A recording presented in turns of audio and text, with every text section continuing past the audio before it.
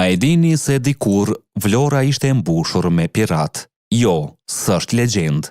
Është një dëshmi e shkruar më shumë se 440 vjet më parë, nga një fisnik francez që vizitoi Shqipërinë në vitin 1579. Në ditarin e tij, Mon Voyage en Levant, Jean Carlier de Pignon rrëfen se gjatë udhëtimit nga Venecia drejt tokës së shenjtë, anija e tij ndaloi në portin e Vlorës. Aty mes maleve të Himarës dhe ishullit të Sazanit, u ndesh me pirat që fshiheshin pas shkëmbinjëve.